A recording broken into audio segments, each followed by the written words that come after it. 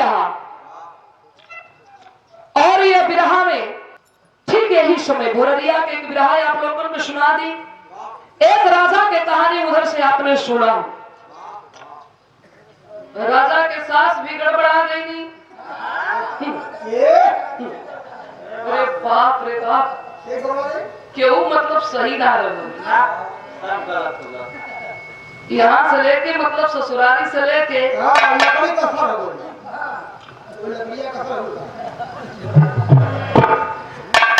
बड़ा बढ़िया कहानी रहा, बड़ा आनंद आप लोगों ने ली। एक और भी रहा और एक वैसे राजा की कहानी।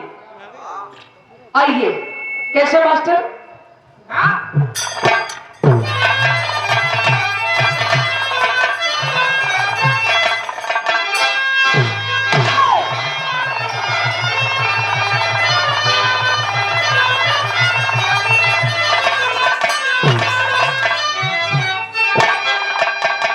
इंसान की जिंदगी हो का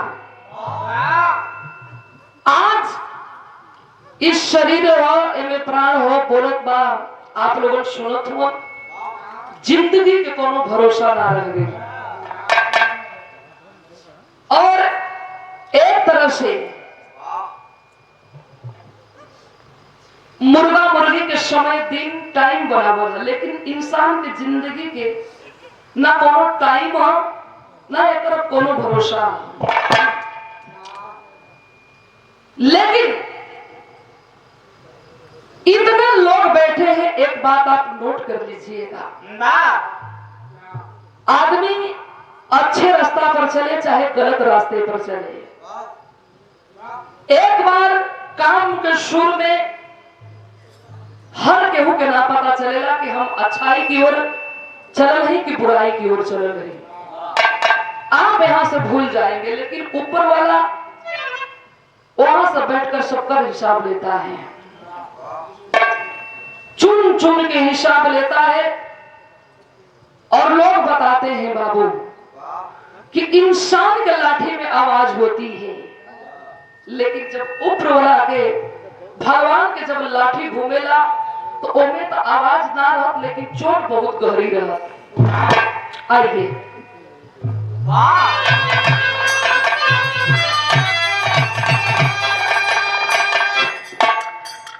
कर्म ऐसा करो जिसका प्रायश्चित ना हो।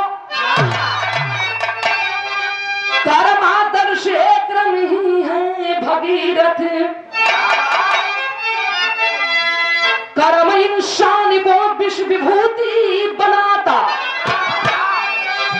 कर्म जन्नत भी एक क्रम समझो है तीर्थ। कर्म साई राम कृष्ण बुद्ध गांधी बने। कर्म से जिसकी घड़ी घड़ी में होती है पूजा। कर्म कौशल सफलता के पूंजी है जो कर्म जैसा जहां में नहीं कोई दूजा।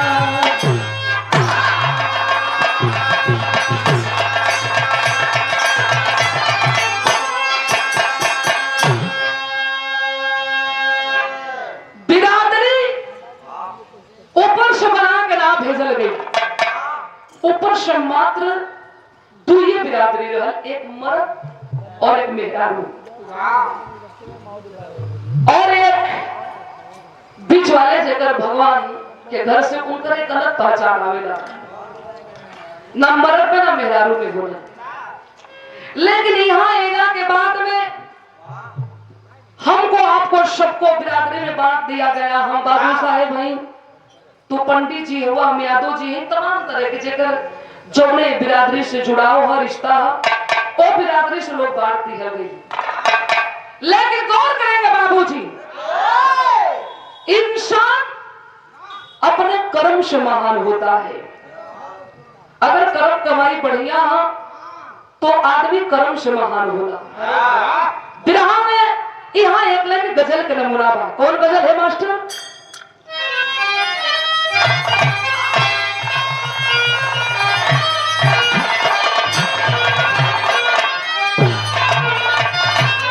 ये माशुका से कहता है क्या कि प्यार के मुड़ पे मिल गए हो अगर, कि प्यार के मुड़ पे मिल गए हो अगर, फिर से मिलने मिलाने करो।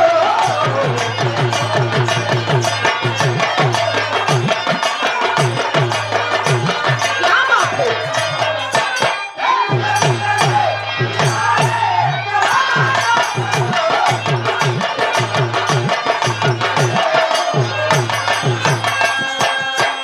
लेकिन बिरहा में कभी जिभाव लिखल आज के युग में बनले के स्वभाव बिगड़ले के अगर तोहार बनल तो तोहरे पीछे जमाने के लोग हूं, अगर तोहार बिगड़ गई जेके अपने जान से बढ़ के मानत होगा।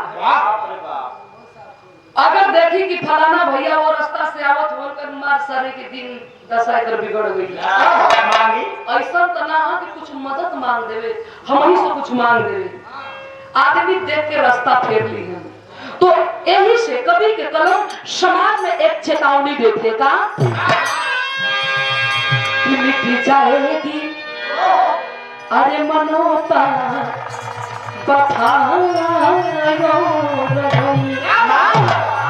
कि मिट जाएगी अरे मनोता बखायो सारी नफरत ये दुनिया भूल जाएगी।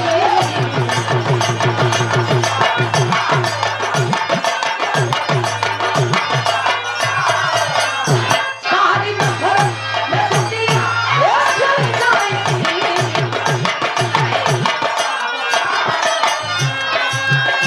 मिट जाएगी मनोता बखायो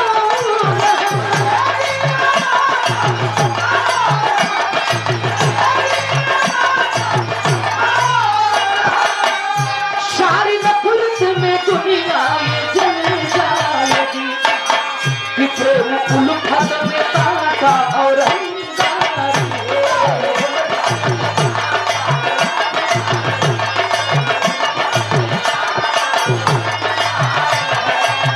कि प्रेम उल्फत में ताका और अंगारी है। ये मोहब्बत की नैया आर निकल जाएगी।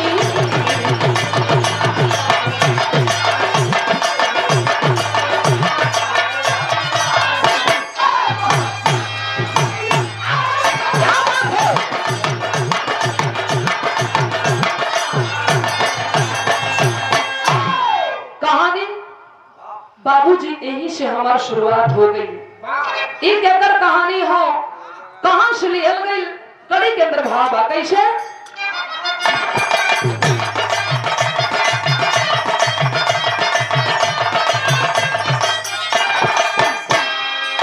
कलम का तीर की बार कभी के लेखनी कातिब कभी की ओर से उस खुदा को नमन है जिसके द्वारा वसुधा पहिए खिला चमन है।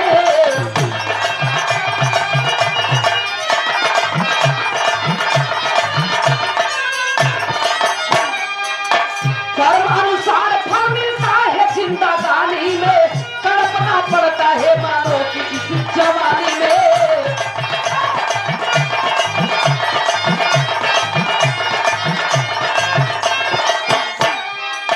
अवध नरेश नाग भूषण मशहूर रहे, कभी भी आसत अपने राज के वो नूर रहे।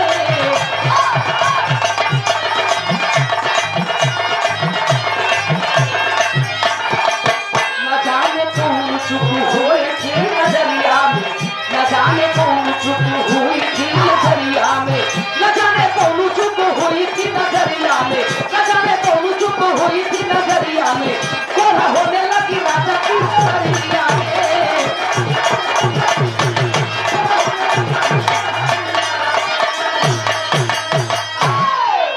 बात क्या आप लोगों समझ ली। अवध नरेश राजा नागभूषण बहुत नेक और बड़ा ऊंच विचार के, बहुत राजा के अंदर अच्छाई भरल हो। एक दिन राजा के दरबार सजल हा, राज सिंहासन पर राजा बैठल हूं। एक गरीब आदमी तन में फाटा हुआ वस्त्र, आंख में आंसू, राजा के सामने खड़ा हो गया।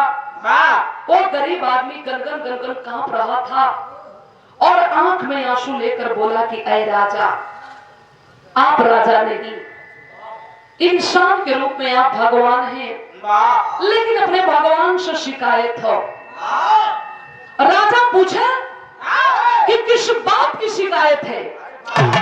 बोला कि साहब, आप राजा हैं, महान हैं, लेकिन आपके रहते हुए हजारों गरीब हम रोटी बिना तड़प के मर जाइला, वस्त्र बिना तरसीला, घर में सयान बेटी के रख ले हैं राजा साहब, पैसा बिना हम कन्यादान ना कर पाइला, जिंदगी बेकार रखल ना केहू कुछ लेके आई, बना केहू कुछ लेके जाई, सब कुछ यही रह जी।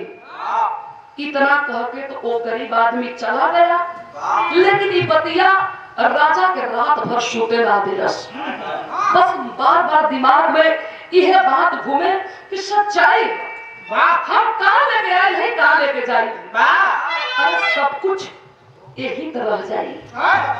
होते सवेरे राजा ऐलान करवा दिए कि आज से और अभी से पूरे रियासत में एक बात ये पता चल जाएगी चाहिए कि गरीबन के खातिर राजा के दरबार 24 घंटा खुला बा। राजा अपने दरबार में हजारों गरीब के रोटी दान करे लगलन, वस्त्र दान करे लगलन, गरीब के बेटी की अपन बिटिया बना के यही जांघे पर बैठा के कन्या दान करे लगलन। बड़ा पुण्य के काम करत हुआ, राजा का बड़ा नाम होखे लगल, राजा के नाम के लोग भजे लगल कि बारे राजा इंसान हो तो इंसान।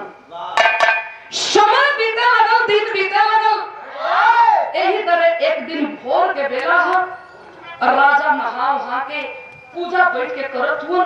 पूजा से जब ध्यान राजा के टूटल तो शीशा के आगे खड़ा होके और अपने शरीर के राजा निरेखे लगल। जब निरेखे लगल तो देखल क्या हुआ कि हमारे शरीर में जगह जगह कोढ़ के निशान बनल आवत बा। बाप के राजा एक दबा के रख दिलन। 2 महीना बीतत बीतत राजा के वो हाल हो गई कि पूरे शरीर के अंग अंग में से कोढ़ चूने लगा। खून महाती बहुत बार राजा के शरीर बदबू देख बा। राजा अपने आप के एक रूम में बंद कर लेलन। रानी फुलमती लगे रोत बाड़ी, स्वामी ई तो के का हो गई। धीरे धीरे ये बात फैलत फैलत पूरे रियासत में बात फैल गई कि जो राजा इतना दान इतना पुण्य करता था, आज वो हमारा राजा कोढ़ी बन चुका है।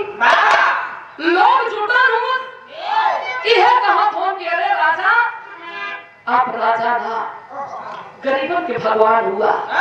अगर आपके प्रति गर्दन कटावे को हुई तो हम गरीब अपन गर्दन कटा दिए जी। राजा के आंख में आंसू है, राजा रोत हो। तब तक एक जोगी शरीर पर गिरवा वस्त्र, हाथ में सरंगी सितार, राजा के दरबार के सामने आसन लगा के वो जोगी बैठ गया और सरंगी टेर टेर के यही गा रहा था बिरहा सुनने वाले बाबू कि बनले के शोभा बिगड़ले के कोई ना। एक नौजवान बैठा था, दौड़ के जाकर जोगी के कॉलर पकड़ लिया।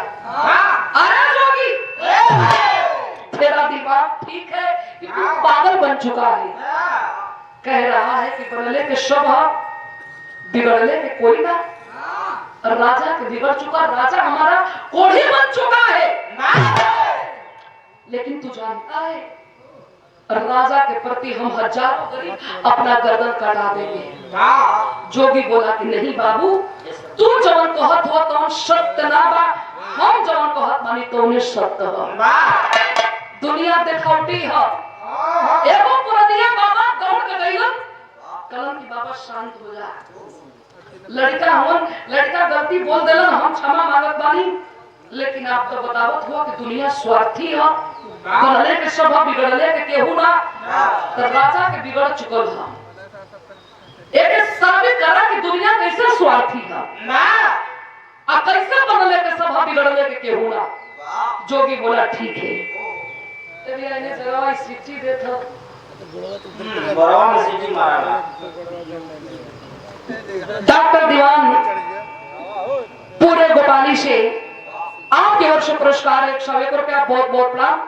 सब भैया लोगों के प्रणाम बा। वो कहानस का विधान एक लड़की को मार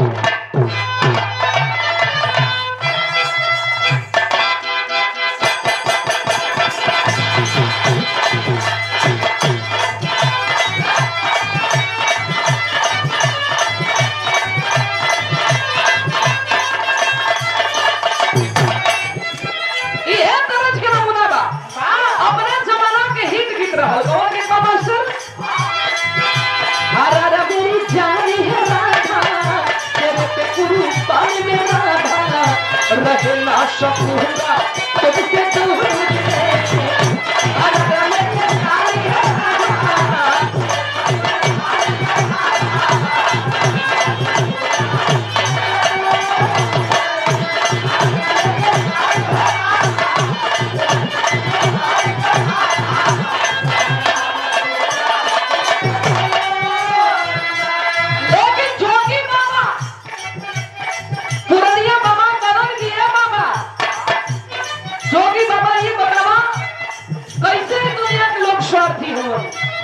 जोगी बोला कि शादी करके बताएंगे कैसे। जोगी भजन को गाया है जोगी तो चाहे राजा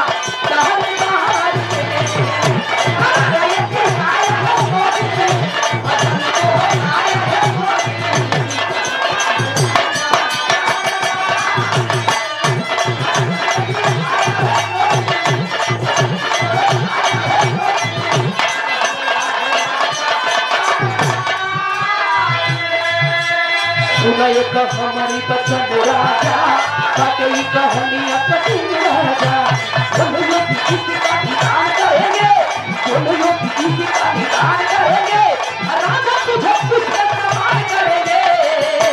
अरे ये आया है जोगी पर शाया है जोगी सरगम बजाया एक सितारा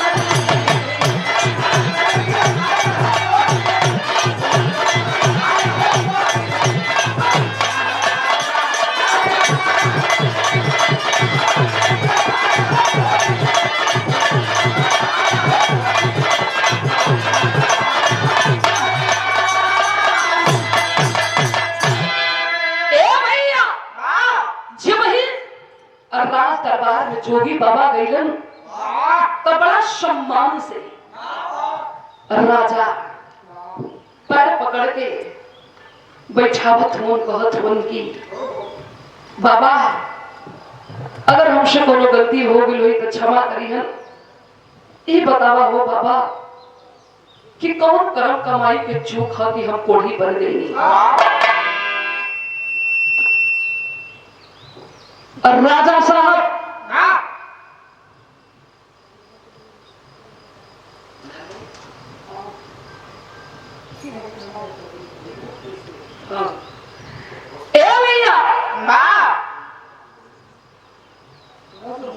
उनका जीविका में कौन देश के शराबी खराबी किसन बैठिए उनको सूखी खा खा के ठोकर करिए गलत बात है। मंच पर एक नहीं खरीद अपना होरे ठोक के खा के तो नहीं आनी चाहिए। ए भैया ना राजा साहब परवाह पकड़ के रोवे लगन कि बाबा जिंदगी में हम कोनो ऐसा पाप ना कैले हैं। आखिर कौन कर्म कमाई के चूक हो गए हो बाबा कौन ऐसा गलती हम कहने की कोढ़ी बन गई।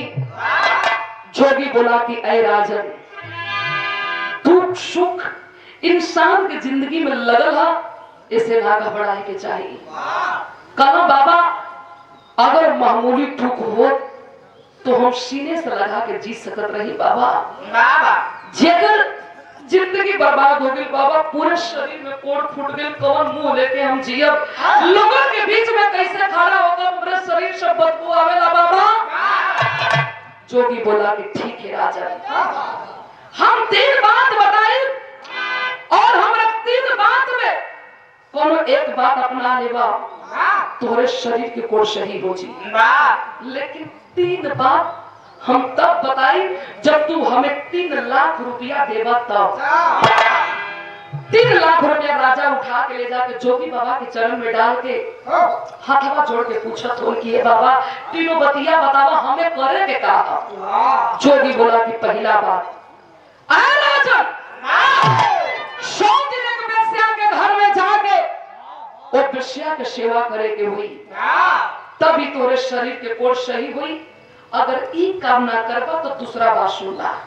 तोरे रियासत में ब्राह्मण क्षत्रिय वैश्य शूद्र 4 वर्ण में से कोई एक वर्ण के लोग अपन गर्दन कटवा दी ओकरे खून से तू नहवावल जइबा तोरे शरीर के कोड़ सही हो जी। अगर ई काम ना करबा तो तीसरा बात सुनना। जाके बनारस काशी की धरती पर राजा हरिश्चंद्र घाट पर 100 दिन कोहे मुर्दा जलावे के हुई तभी तोरे शरीर के कोड़ सही हुई।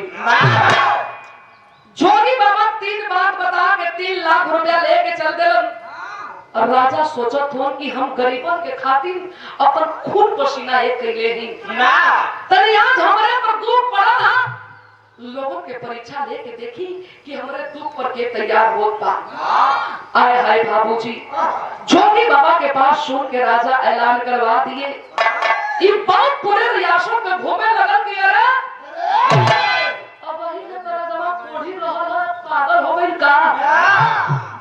ई कहत बा कि अपन केहू गर्दन कटवा के अपन खून दे देवे जे चाहे बात है भागे लगल। वही राजा के दरबार था बाबूजी। प्रतिदिन हजारों के भीड़ रोटी दान वस्त्र दान राजा के दरबार से दान प्रदान चलत था। जब आज राजा के बिगड़ गई राजा ऐलान कैलन तब राजा के बात सुन के पूरे दरबार खाली कर दिया लोगों ने। जितने लोग थे सारे लोग भाग चलन। हे बाबू राजा रानी बैठ के रोत हो कि बाहरे हमार समय आज हमार समय बिगड़ गई। रियासत के लोग हमार संग छोड़ दिलन। लेकिन एक गरीब परिवार से 12 साल के एक बालक राजा के सामने जाकर ऐलान किया है और कहलस का ब्याह में कर गीत बा।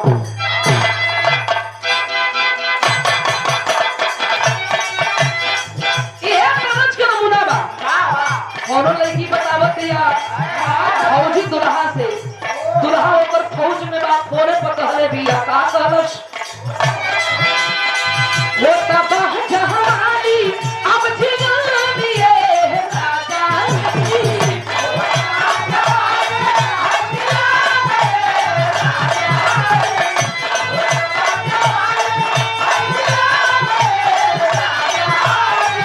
वो तबाह जहानी अब जीवन दिए राजा जी कवनवा कोहिला करई बना कवनवा कोहिला लगई बना देही आंखों में समित सनम कवनवा कोहिला लगई बना।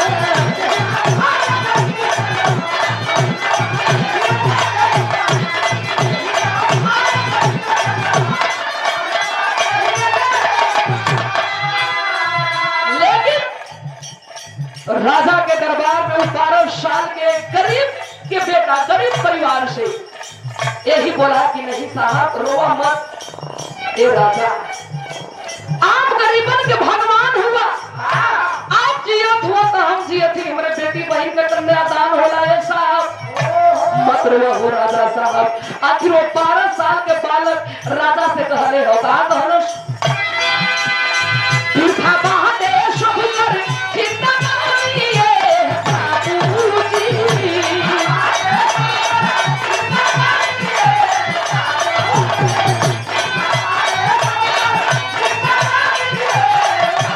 तीर्था बाटे शोभर चिंता करिए बाबूजी किसी राय पर फटाई देना किसी राय पर फटाई देना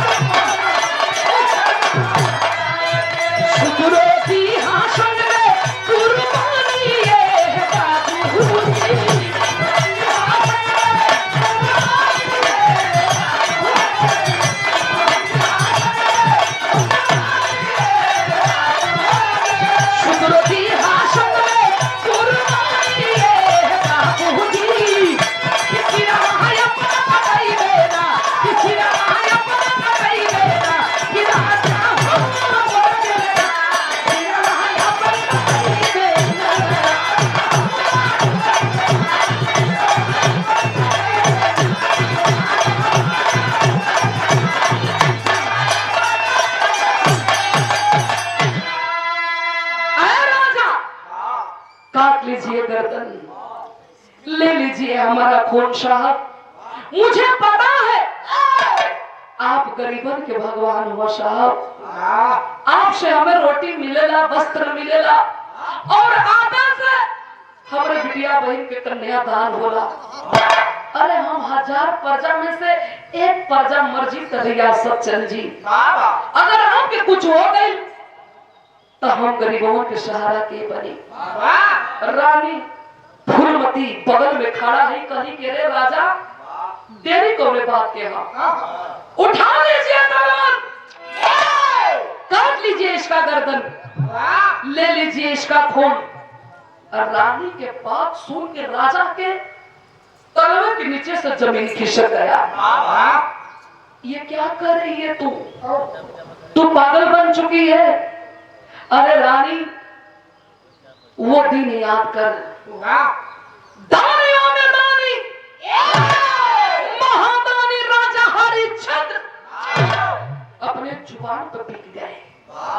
उनका साथ उनकर पत्नी भी दे दी, उनका बेटा भी दे दिया, लेकिन कदम पीछे ना हटौलन। अब तू कहत बाड़ू कि अपने सुख स्वार्थ में है गरीबन के गर्दन काटी ना राजी। अरे हम तो केवल परीक्षा लेवे बजे ऐलान कैले रही। हमार ई धर्म ना है कि जौने हाथ से गरीबन के हम रोटी दान कैले ही, वही अपने सुख स्वार्थ में वही हाथ से तलवार उठा के गरीबन के गर्दन काटी ना रानी। राजा के ई धर्म ना कहत बा। आखिर राजा अपने रानी से कहत रहूं ग्राम भाव मास्टर।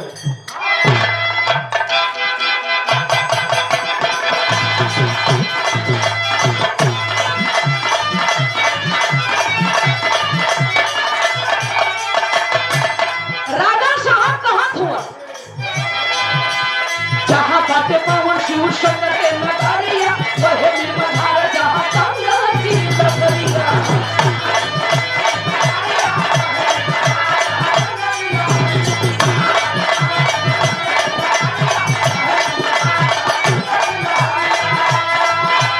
जहां काटे पवन शिव शंकर के नगारिया वहे निर्मधार जहां गंगा की दरिया। जहां पापा गौरा के बायर ये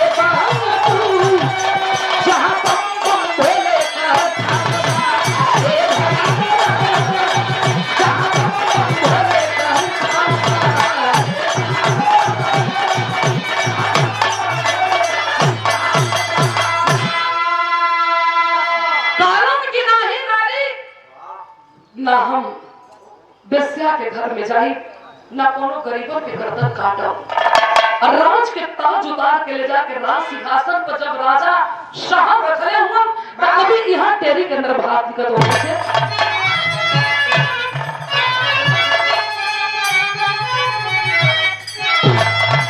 अरे गुलशन में कब तरुणाई ना, अरे गुलशन में कब तरुणाई आगे ना, मधु में मिलित मंजू कमले ही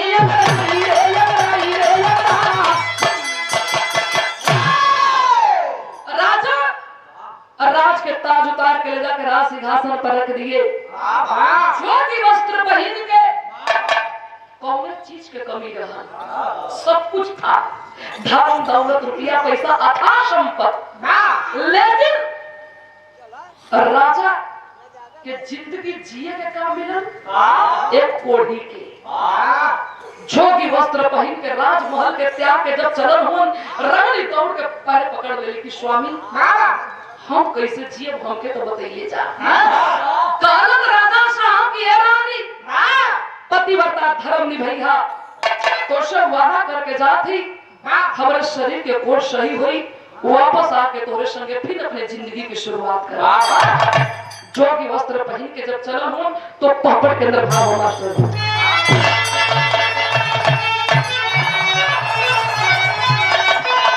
चले राजा भूषण अरे ताज के वंता नवा काशी नगारी में आली हले या पर कोढ़ी वाला तवा काशी नगारी में।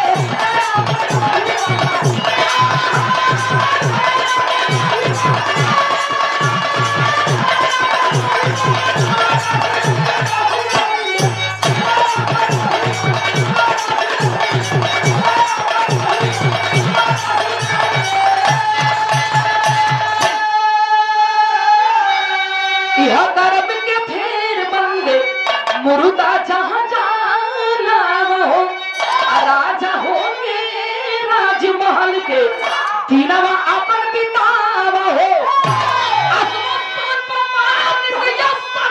काशी नगारी में अखिले लागल काशी नगारी में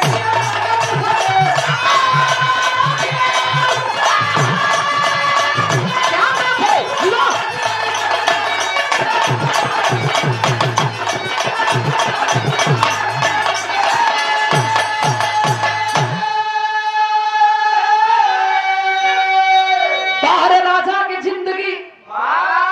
मखमली से 56 प्रकार के व्यंजन खाए बदे जंगल के रास्ता पकड़ के काट कुछ पर चलत हुआ भूख याद रात बर्दाश्त होके घास पात नोच के खा तर भटकत हुआ बन बन के ठोकर खात हुआ घूमत फिरत बनारस काशी के धरती पर गइलन बाबा विश्वनाथ के दर्शन करके राजा हरिश्चंद्र घाट पर जाके लगलन मुर्दा जलावे मुर्दा जलावत जब 100 दिन के दिन बीतल राजा भुला गइलन ए धरतिया पर हमें 100 दिन बितावे के अपना राम गइलन की भुला गइलन ठीक भोर के बेला 4 बजे का भोर गंगा में गोता मार के सोचत हूं कि गंगा जी में नहा के पूजा पाठ करके फिर से अपन मुर्दा जलावल शुरू करी जी वही गंगा में गोता मरलन जोगी बाबा के कहले अनुसार जब राजा के शरीर के कोण सही सुंदर शोभन हो गई तो राजा एक बात कह गइलन का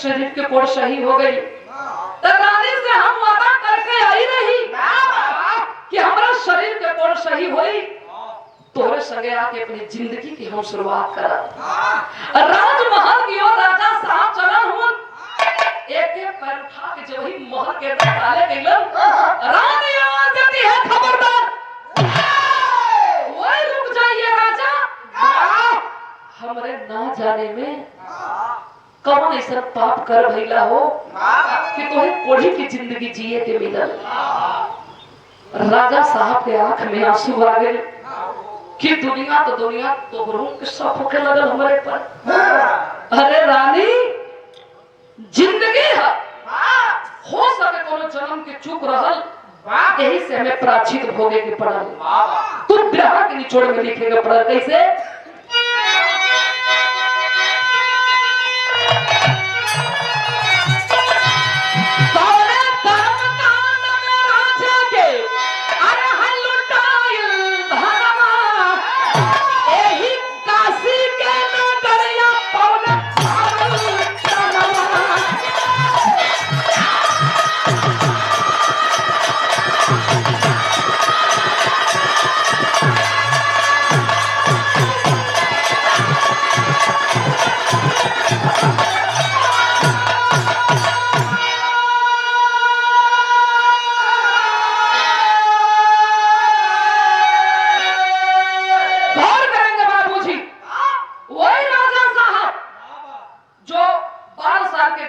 परिवार से एक बेटा जो ऐलान किया था कि राजा हमार गर्दन काट के खून ले ला, वो बिरादरी के नाम पर 7 को गांव खुशी में दान कर देला।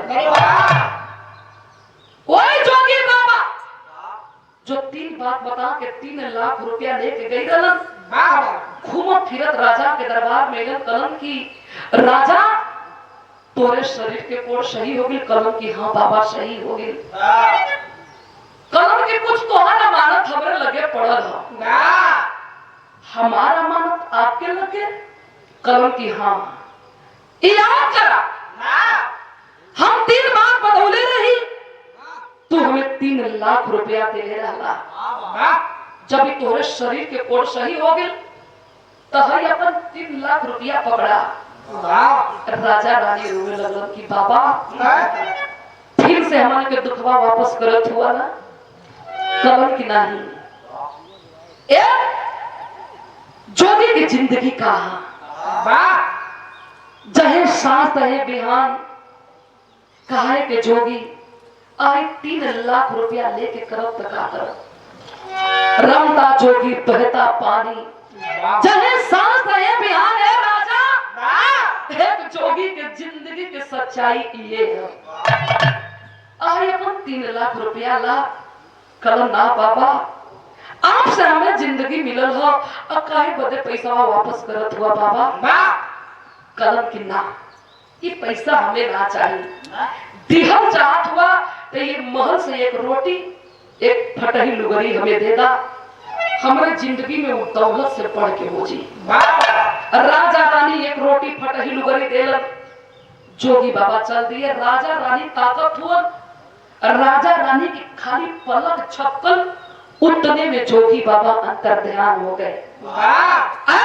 सुनने वाले बाबू, किस रूप में भगवान मिल जाएंगे ये कोई नहीं जानता है, इसीलिए बताया गया अपने दरवाजे पर कोई भिखा दुखाया है, चाहे कोई वैसा आ जाए, अगर आपके पास कुछ है तो उसको दे दीजिए।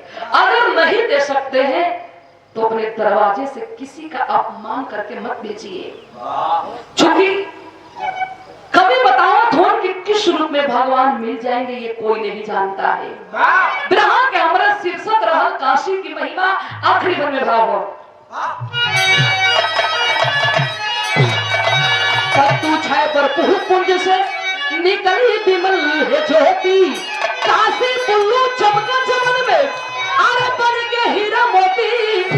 गुलशन में कब करुणाई गागीना, जो धन कलम के ऊपर कुदरत गए मुस्काई है। गुलशन में करुणाई गागीना।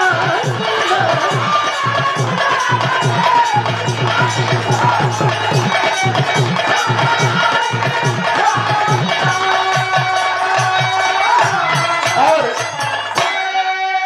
चंद्रित भैया कहीं भी हो थोड़ा मंच के पास आवे।